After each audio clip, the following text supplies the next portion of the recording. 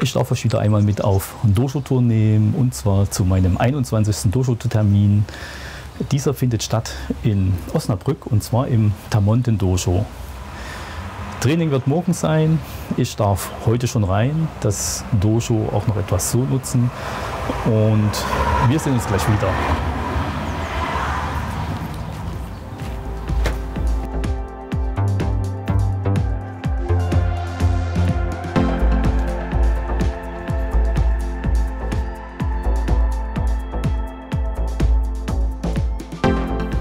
Ich durfte schon etwas eher hier ins Dojo hinein. Bis zum Training ist es aber noch ein Stückchen hin. Ich werde mich jetzt erstmal umziehen. Wir sehen uns gleich wieder.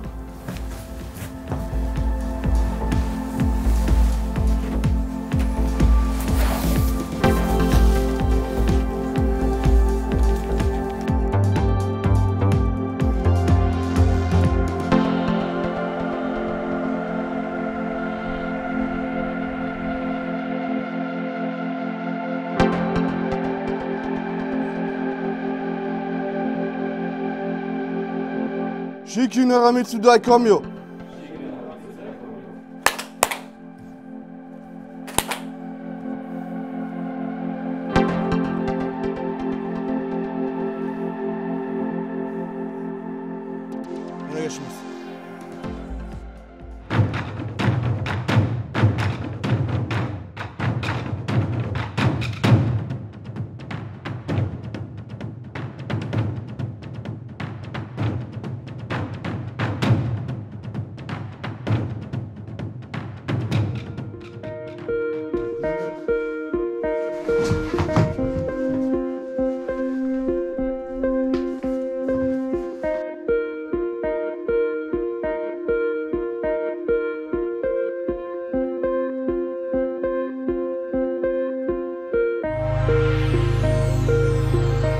Der Partner kommt mit dem Stich zur Seite raus, eine Bedrohung zum Gesicht.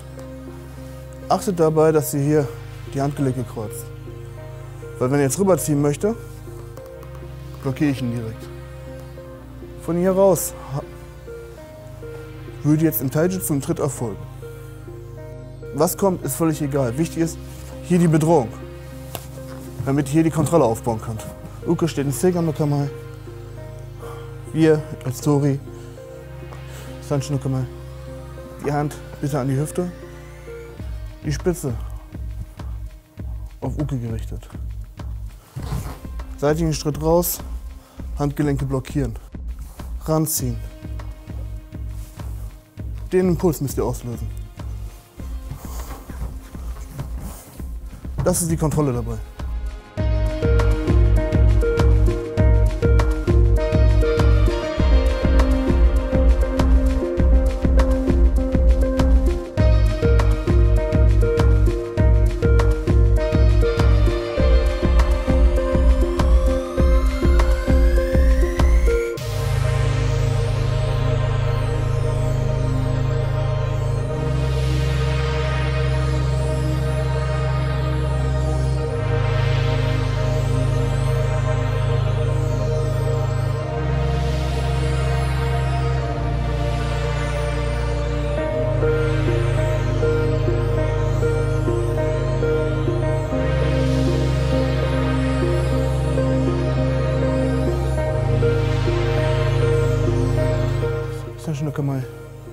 Hand an die Hüfte. Hier hin. Ruhig Unterarm an Unterarm und die eine Hand an den Griff, an die Parierscheibe. Und Kontrolle. Jetzt müsst ihr reingehen. Ansonsten passt die Distanz nicht mehr.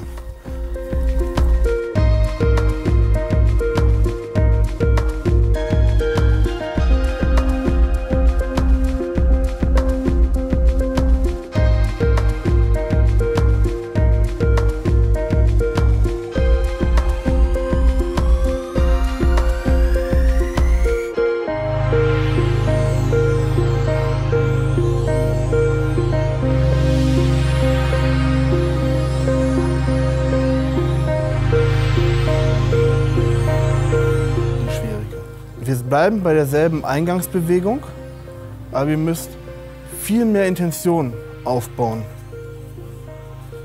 Das heißt, er muss wahnsinnig Schiss kriegen. Ihr müsst seinen Fokus auf eure Hand lenken. Deswegen fangen wir erstmal damit an.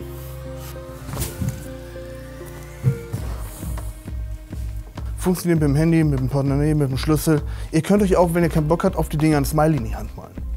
Ist dasselbe. Hauptsache, ihr nehmt einmal den Fokus und die Zielsetzung von eurem Partner und verlagert es auf die Hand.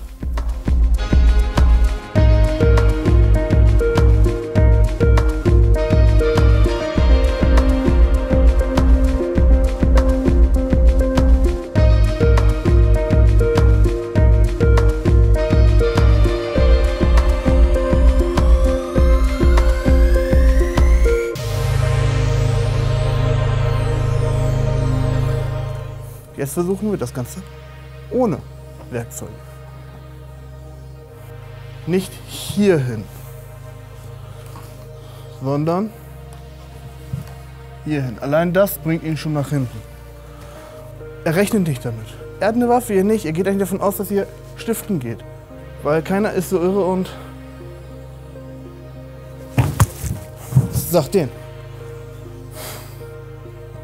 Und das versucht ihr jetzt mal. Trainiert langsam.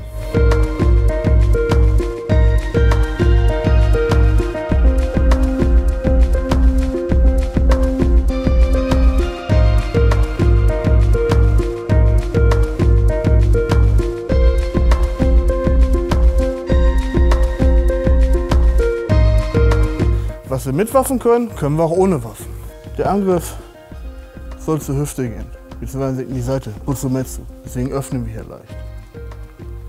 Rausgehen, abblocken, die Pendelbewegung aus der Chino-Kata.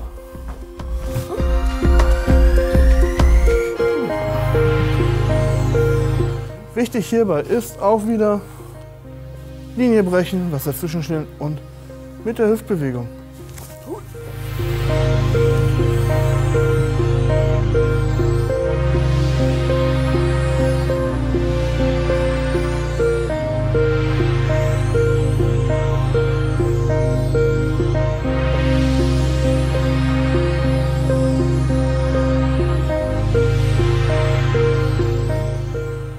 Mit den Übungen, wie ihr sie bisher sehen konntet, war das Training natürlich noch nicht beendet, denn in den letzten 20 Minuten verlagerte sich der Fokus auf einen ganz speziellen Aspekt der Kuno-Kata.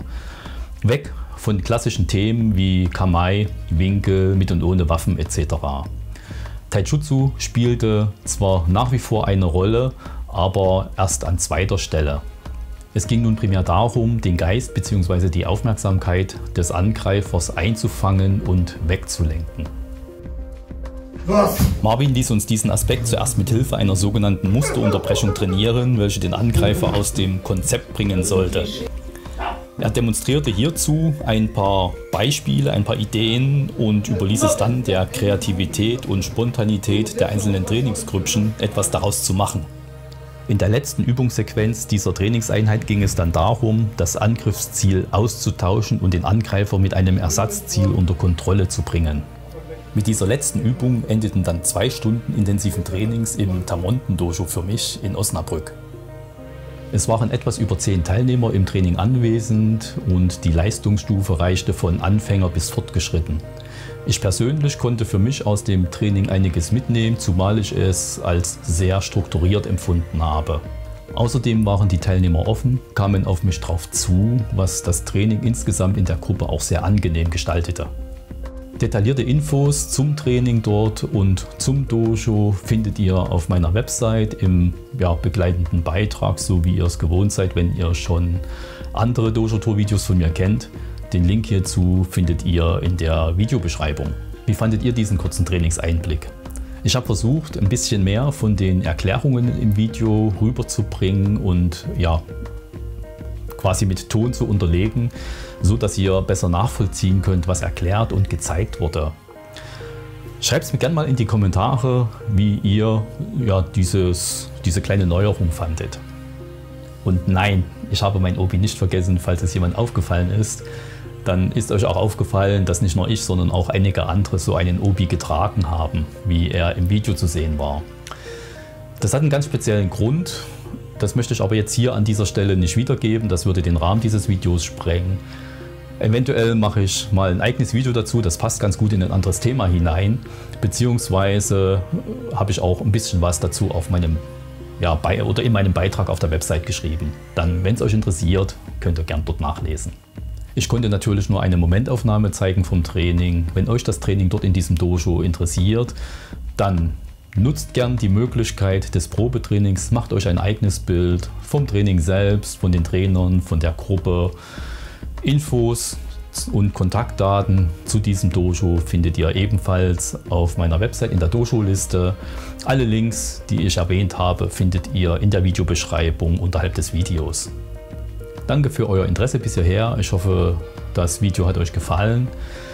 Ich freue mich, wenn ich euch im nächsten Video wiedersehen kann. Ich sage Tschüss, euer Dirk von Nimpo Ralf.